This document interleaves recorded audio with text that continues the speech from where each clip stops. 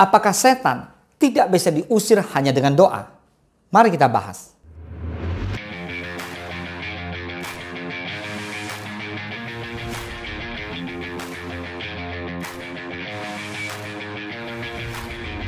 Saudara, kita semua pasti pernah mendengar tentang kisah Tuhan Yesus menyembuhkan anak muda sakit ayan. Tertulis di Matius 17, 14-21. Tapi saudara-saudara, itu bukan sakit ayan, saudara. Jika kita baca baik-baik, di ayat 18 dikatakan seperti ini. Dengan keras, Yesus menegur dia. Lalu keluarlah setan itu daripadanya. Dan anak itu pun sembuh seketika itu juga. Nah, jika kita lihat di ayat 19 dikatakan seperti ini. Kemudian murid-murid Yesus datang dan ketika mereka sendirian dengan dia, bertanyalah mereka, mengapa kami tidak dapat mengusir setan itu? Ini pertanyaan murid-murid. Mereka ingin tahu, kenapa mereka tidak bisa menyembuhkan ini, tetapi Yesus bisa. Ini mungkin juga dialami saudara hari ini. Mungkin ada hamba-hamba Tuhan yang berkuasa dapat menyembuhkan orang, mengatasi masalah. Lalu kita sendiri kok tidak bisa?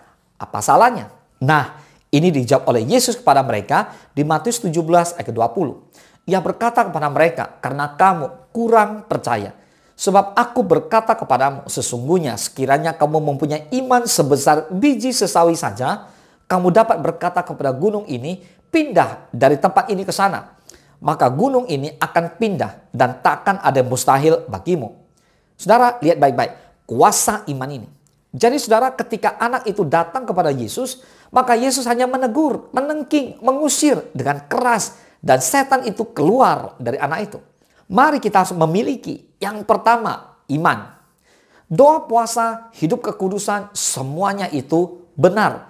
Tapi yang pertama itu iman dulu. Saudara, dikatakan kita punya iman hanya sebesar biji sesawi, tapi gunung ini dapat dipindahkan. Saya mau tes nih saudara, coba kita cek nih. Saudara bisa tidak pindahkan gunung? Seperti gunung Semeru nih, yang sedang meletus misalnya. Tidak bisa kan saudara? Jadi artinya bukan secara fisik Pak.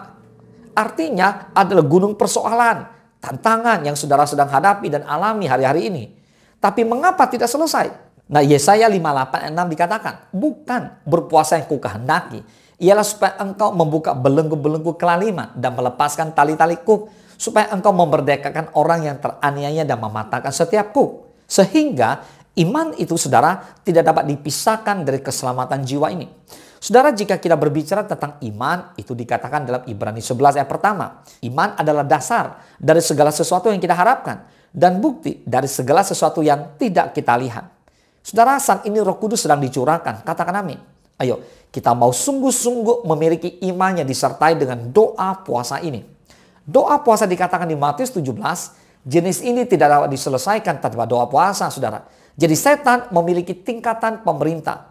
Penghulunya roh jahat di udara. Yang kita hadapi adalah setan yang jenderal, bukan setan yang prajurit. Jadi saudara, mari hari-hari ini kita sedang banyak mengalami peperangan rohani. Ayo berdoa, minta hikmat kepada Tuhan. Bagaimana saudara harus melakukan peperangan rohani dengan sadar, dengan bijak, dan dengan roh yang menyala-nyala. Kita harus sadar kok bahwa jika yang kita hadapi adalah jenderalnya. So Tuhan berkata jenis ini, jenderal setan, itu harus dihadapi dengan doa dan puasa. Bukan sekedar doa saja, tapi harus dengan puasa. Nah, doa puasa itu seperti saudara berdoa setiap hari. Ada doa dan ada puasa makan dari malam jam 10 sampai pagi jam 12 siang. Baru setelah itu kita berdoa dan baru kita lanjut dengan makan siang hari.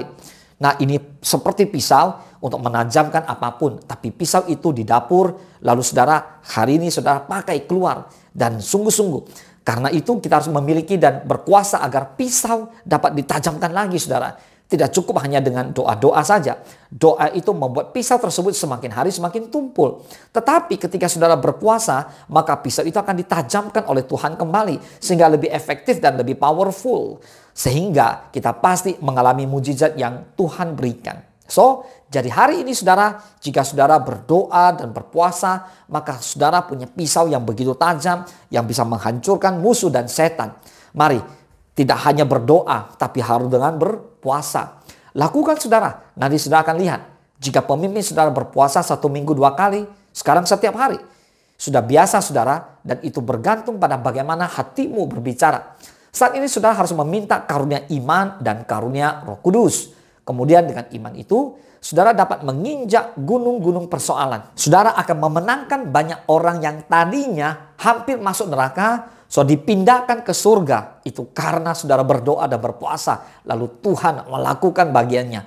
Itu adalah amanat agung Tuhan Yesus yang sudah diberitahukan, dititipkan kepada kita semua sebagai murid-murid Kristus. Pergi, jadikan semua bangsa murid Tuhan. Katakan amin. Tuhan Yesus memberkati.